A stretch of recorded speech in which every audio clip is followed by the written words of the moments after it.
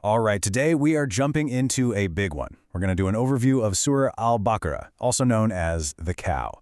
Now, this isn't just any chapter of the Quran, it's the second and the longest one. It's really a foundational text that touches on pretty much everything, from what to believe to how to live your day-to-day life. So you have to wonder, right?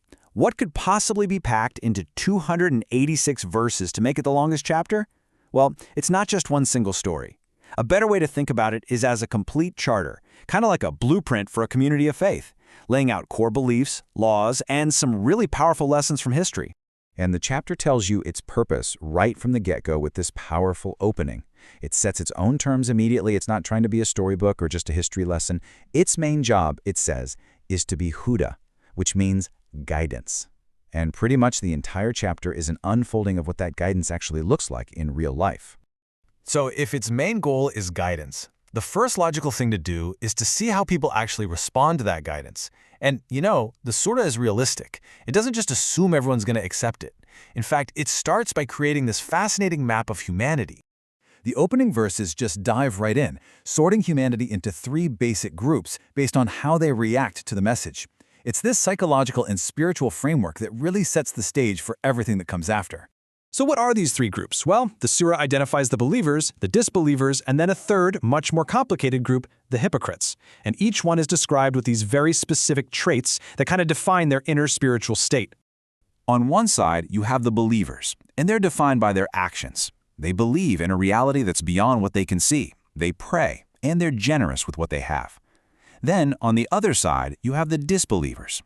The text describes them as being completely closed off, as if their hearts and their senses are literally sealed. For them, it says any warning is basically pointless. But here's where it gets really interesting.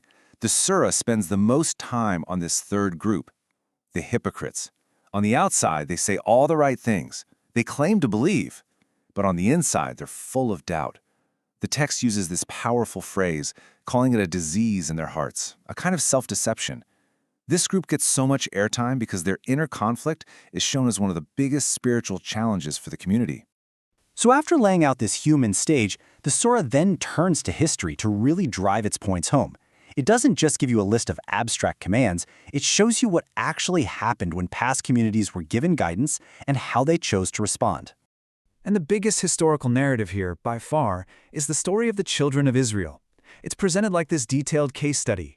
They get divine law through Moses, and what do? Almost immediately, they start worshiping a golden calf.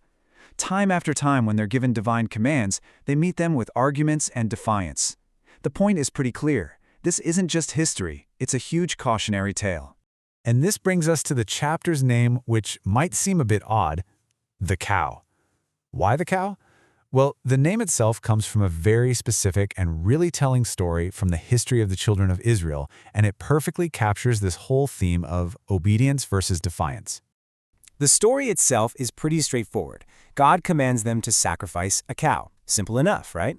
But instead of just doing it, they start grilling Moses for more and more details. What kind of cow? What color should it be? How old is it? And with every question they ask, the command actually gets harder and harder to fulfill. Their questions weren't really for clarification, they were a sign of their hesitation. It's this powerful metaphor for what true submission actually looks like. So after all these powerful lessons from the past, the surah shifts gears in a big way. It moves to the here and now, becoming this incredibly practical legal blueprint for how to build a community from the ground up. And this is where it gets really specific. It lays down the absolute pillars of this new society, things like regular prayer, giving to charity, and the fast of Ramadan. But it also gets into criminal justice, the rules for the Hajj pilgrimage, and, famously, it strictly prohibits Riba, or exploitative interest, which lays the groundwork for a whole different kind of economic system. And the guidance covers pretty much every corner of life. There are detailed laws for marriage and really comprehensive rules for divorce that protect the rights of everyone involved. There are rules for inheritance, for business. In fact, get this, the longest single verse in the entire Quran is in this chapter. And it's a detailed instruction on how to properly write down a business contract, emphasizing fairness and having witnesses. Okay, so after all these rules, stories, and laws for society, the surah starts building towards this incredible theological climax. It zooms out from the details of our human lives to the ultimate reality that's behind everything, the nature of God himself.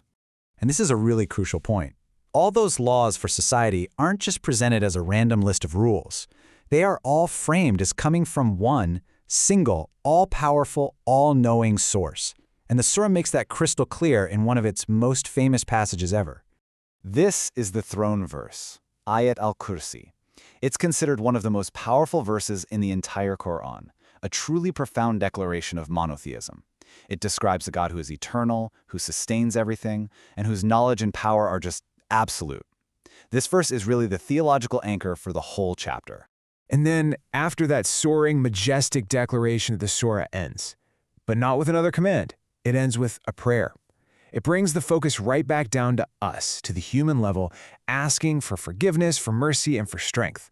It's a really humble end to such a monumental chapter, and it leaves you with this final, powerful question.